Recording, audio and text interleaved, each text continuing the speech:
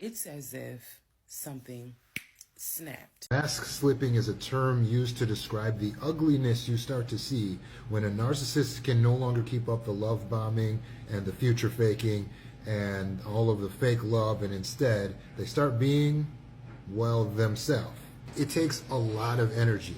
So as soon as the narcissist has you enmeshed, their mask will start to slip. They will start to undermine you. They will start to use little devaluing comments. They will start to poke fun at you. They will start to mock you. They will start to question you. They will start to become controlling. Will start to withhold affection, withhold love, withhold attention. Here's where you start seeing the bursts of anger. You'll start seeing them actually lose their temper and get really mean or say really off-color remarks.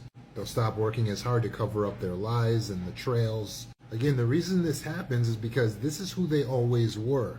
What you were seeing before was fake. The love bombing phase was them showing you what they felt they needed to show you to get you hooked. The future faking phase was them getting you excited about a fantasy future together that was never going to happen. They wanted you to be hooked, and it's all about getting you enmeshed. Enmeshment is where you're in some sort of situation with them where you can't easily escape. You've bought property together, you bought a house together, you got married together, there's something, or you're moved in together, there's something holding you together. They need that because they know of their own merits. They're not going to be able to keep you there. Now that they have you, they have to work really quickly to gaslight and devalue you so that you don't have the wherewithal, the presence of mind to recognize that they are the problem and to get away. And so that you don't have the self-worth and the self-esteem and the self-respect to not tolerate their abuse and nonsense. In order to keep yourself safe from this narcissist and their mask clipping and the abuse and the devaluation and all the fakery, is to show up as strongly boundaried and assertive. When you set very high standards and you're vetting according to those standards. Now when a mask starts to slip at all, what it is that you're seeing an inconsistency. When you're working according to standards instead of according to feelings, then you're able to call out the inconsistency because it is an intellectual exercise. Hey, you said this, now it's this. You used to be like this, now you're being like that.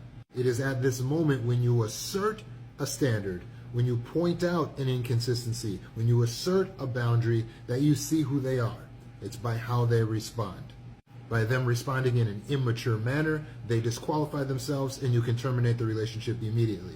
You don't have to feel like, oh, I went years or I regret it. You don't have to feel stuck. You can just terminate the relationship as soon as you recognize that when you assert boundaries or point out inconsistencies, they're becoming emotionally immature. This is highly defensive. This is pointing the finger back at you. This is gaslighting, having a temper tantrum, running away, leaving.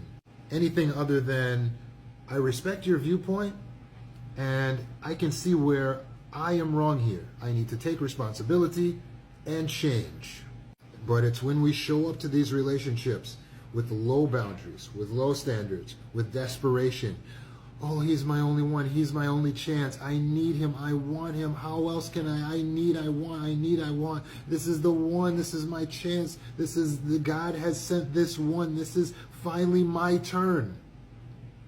It's all that desperation that keeps us missing the red flags that are coming and just smacking us in the face.